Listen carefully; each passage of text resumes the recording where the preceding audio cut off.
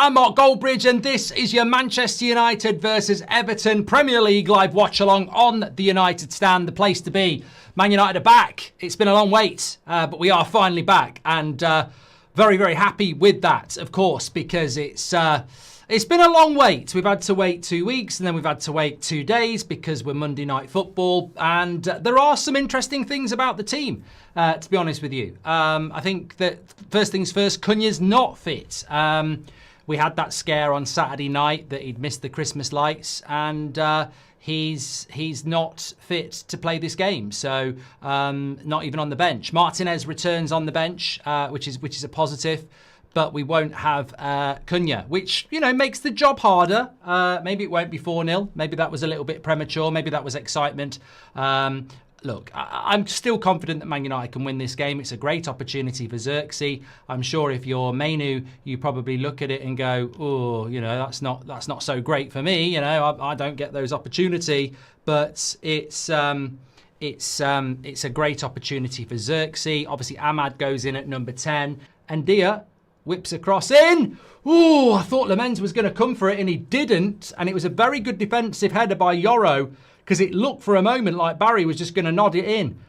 But that was a nervy cross there from Ndia. It looked for all time that Lamens would come and get it, but I think he realised he couldn't, and it was actually a very good cross. Lovely take by Ndia, and he's a danger man with Grealish. Red card. What the hell? We might be the luckiest team. We might be the luckiest team in the world because I don't even know what's gone on here. Everton have just had a meltdown. I've got a red face. I can't believe it. I don't know what's happened. Well, we're very lucky here. This may well have just gone in our favour in a very big way because I've got absolutely no idea what's happened here. Does anyone know? Slapped his teammate. Slapped his own teammate. What? I can't see the score all the time because of the Christmas jumper. Mate, you must be bloody blind, Jason. What are you talking about? It's right there. Michael Keane. What's he sent him off for? I can't. That's never a red card. That red card is ridiculous. Even as a United fan, that is a joke. I just can't see why it's a red. I can't see why that's a red card. PJ, I mean, they're just rude. I mean, look, we're going to benefit from it. Thank you very much. But, like, you know, I want Man United to be tested. We've had a bad first 10 minutes. I want us to weather the storm and come and play a good game of football. We're now going to play against 10 men. I fucking hate playing. It's boring now. I mean, I need to look at this again. I can't. I'm going to run a poll. But, as I say, even as a United fan, I'm disappointed with that because I think Everton had started off quite well. And I still think we would have won the game, but it was going to be a challenge. We're now playing against 10 men. Great for us, 3 points and everything, but, you know, it's 10 men. Here we go. Michael Keane. I mean, it's hardly anything. It's hardly anything. I just think that's... The referee's going to be backed up by it, but I just think it's... Christmas came early. I think it's stupid. I think it's stupid, really. But Idrissa Gueye's the one. You know, if you're an Everton fan, you've got to be very angry with him, haven't you? Obviously. I'm just disappointed that it's ruined the game. What a goal. What a goal. Dewsbury Hall has scored a goal. And here we are again. Here we are again. They've done it again. Against 10 men.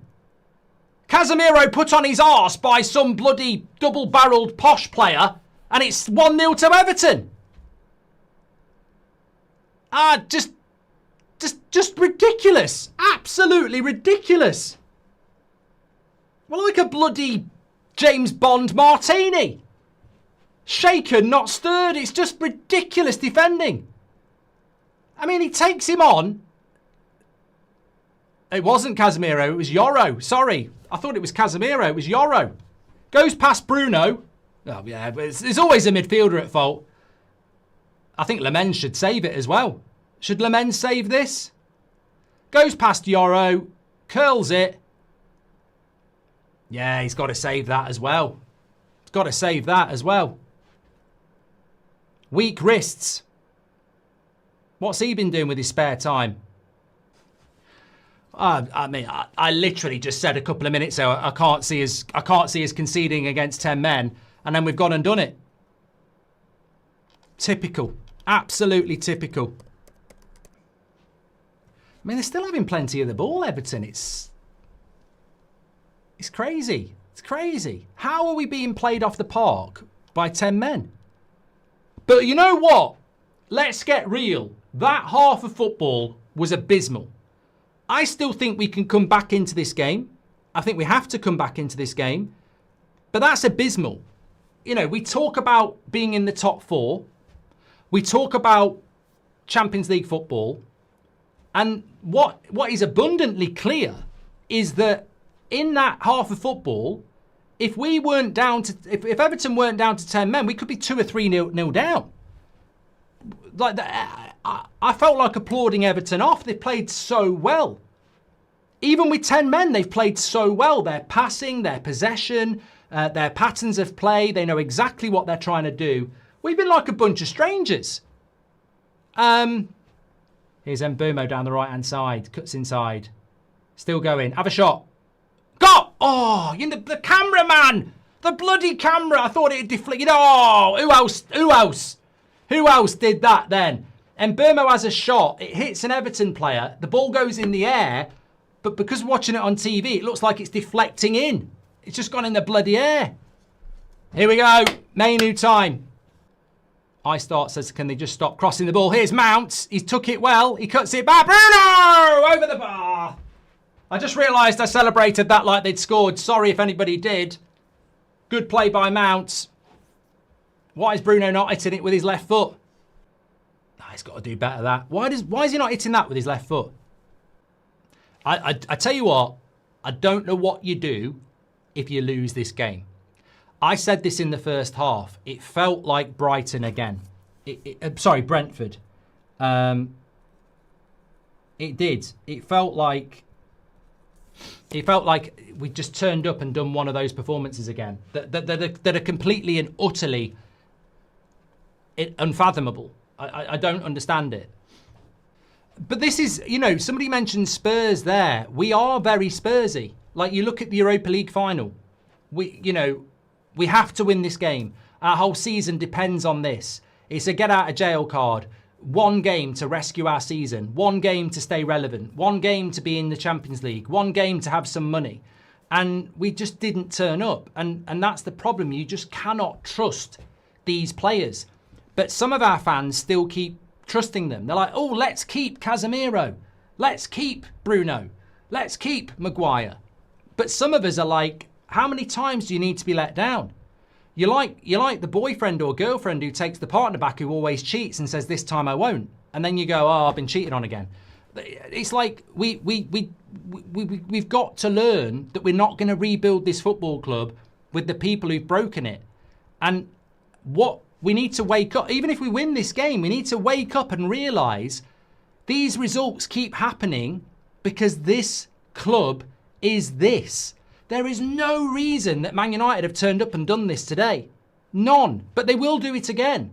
There's no reason at all. And it keeps happening. Brentford, it's weird. It's really weird. But we'll keep on doing it. Oh, what a save by Pickford, though. That's a good head. I mean, first time Xerxes gets on the end of a cross, and I thought it was going in. Luke Shaw puts the cross in. He can put a good cross in. Xerxes in a good position. It's a great save by Pickford.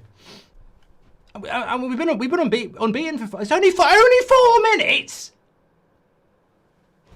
That's what we don't deserve any longer. But 4 minutes.